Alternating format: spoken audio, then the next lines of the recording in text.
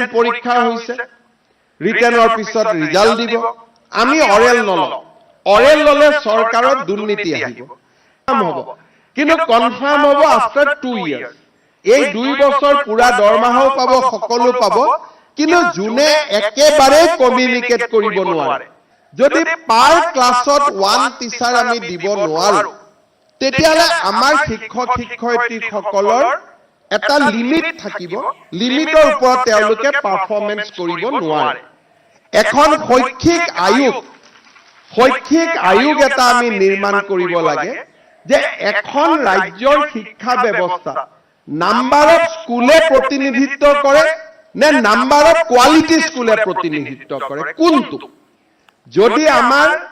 প্ৰত্যেক পঞ্চায়তত বা প্ৰত্যেক ৰেভিনিউ ভিলেজত এখন স্কুল থাকক কিন্তু সেইখন স্কুলত প্ৰতিটো ক্লাছতে এজন শিক্ষক থাকক মই ভাবো ৰাজ্যৰ শিক্ষা ব্যৱস্থালৈ ভাবিব নোৱাৰা পৰিৱৰ্তন আহিব স্কুল কমিব কিন্তু চৰকাৰৰ খৰচ নকমে কাৰণ number of teachers will be মোৰ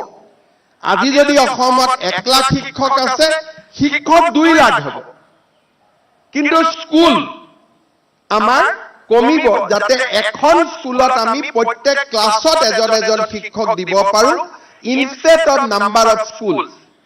এই বিষয়ত আমি সিদ্ধান্ত ল'ব উপযুক্ত নহয় মই ভাবো আমাৰ ৰাজ্যৰ শিক্ষাৰ লগত অতি নিবিড়ভাৱে জড়িত 10 গৰাকী শিক্ষক প্ৰাক্তন শিক্ষক শিক্ষাবিদক লৈ এখন কমিটি কৰিব লাগে কেনেকে লাহে লাহে অসম পাৰ ক্লাছ 1 শিক্ষকলৈকে যাব পাৰে আৰু তেতিয়াহে অসমৰ শিক্ষা ব্যৱস্থাৰ ৰূপান্তৰ হ'ব অসমৰ শিক্ষা ব্যৱস্থাৰ পৰিৱৰ্তন হ'ব মই ভাবো যে নাম্বাৰ অফ স্কুলতকৈও আমি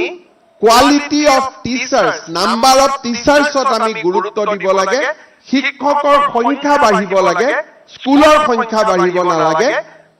তাৰ পৰিৱৰ্তে প্ৰত্যেক ৰাজগাঁৱত প্ৰত্যেকখন ফৰেষ্ট ভিলেজ প্ৰত্যেকখন ৰেভিনিউ ভিলেজত এখন স্কুলত যদি প্ৰত্যেক ক্লাছতে এজনকৈ আমি শিক্ষক দিব পাৰো সেই ব্যৱস্থা আমাৰ বাবে অতি প্ৰয়োজনীয় হ'ব আৰু সি আমি আগবাঢ়ি যোৱাত আমাক সহায় কৰিব তৃতীয়তে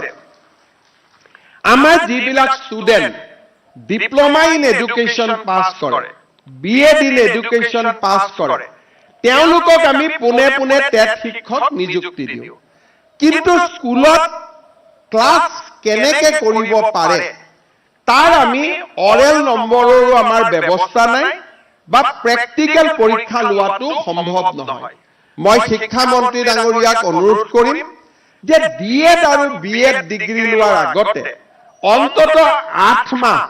স্কুলত পঢ়ুৱাৰ অভিজ্ঞতা থাকিব লাগে যাতে তেওঁলোকে প্ৰেক্টিকেল নম্বৰ এটা লৈ আহিব পাৰে যদি এজন বিএডে অলৰেডি 6 মাহ যদি ক্লাছ কৰাৰ অভিজ্ঞতা লৈ আহে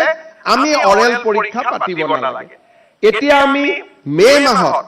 পোষ্ট গ্ৰেজুৱেট টিচাৰ আৰু গ্ৰেজুৱেট টিচাৰৰ আমি ৰিজাল্ট দিম ৰিটেন পৰীক্ষা হৈছে ৰিটেনৰ পিছত ৰিজাল্ট দিব আমি অৰেল নলওঁ অৰেল ললে চৰকাৰৰ দুৰ্নীতি আহিব কিন্তু বিএড পাছ কৰাৰ আগতে যদি সেই শিক্ষকজনে 8 মাহ এখন স্কুলত পঢ়ুৱাই আহে আৰু তেওঁলোকৰ পঢ়ুৱাৰ স্কিলটোৰ ওপৰত যদি বিএডত তেওঁলোকে নম্বৰ পায় তেতিয়ালে আমি চিন্তা কৰিবলগীয়া একো নাথাকে মই শিক্ষা মন্ত্ৰী মহোদয়ক অনুৰোধ কৰিম যে বিএড আৰু ডিএড শ্ৰেণী কোঠাৰ এটা ক্লাছৰুমৰ ভিতৰত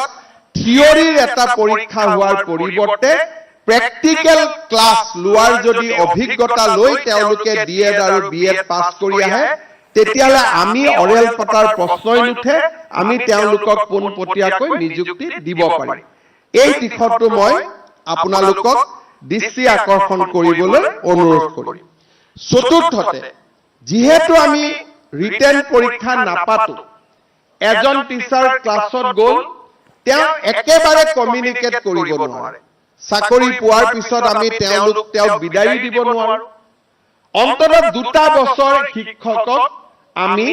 প্ৰবেশনত ৰাখিব পাৰো নে নাই যে মই চাকৰিটো পালো চাকৰিটো মোৰ কনফাৰ্ম হ'ব কিন্তু কনফাৰ্ম হ'ব আফটাৰ 2 years। এই 2 বছৰ পুৰা দৰমহাও পাব, সকলো পাব, কিন্তু যোনে একেবাৰে কমিউনিকেট কৰিব নোৱাৰে, তেখেতসকলে শিক্ষক হৈ থাকি ছাত্ৰ ছাত্ৰীৰ কল্যাণ কৰিব নোৱাৰে। আৰু 2 বছৰলৈকে যদি আমি প্ৰবেশনত ৰাখো এজন শিক্ষকক, তেওঁৰ গুণগত ৰিভিউ কৰিবলৈও আমি 2টা বছৰ পিছত আমি সময় পাম। মই ভাবো শিক্ষক নিযুক্তিৰ ক্ষেত্ৰতো আমি ফাণ্ডামেণ্টেল ডিফাৰেন্স কৰাৰ বাবে চেষ্টা কৰিব লাগে। মই শিক্ষা বিভাগক ধন্যবাদ জনাম যে প্ৰথমত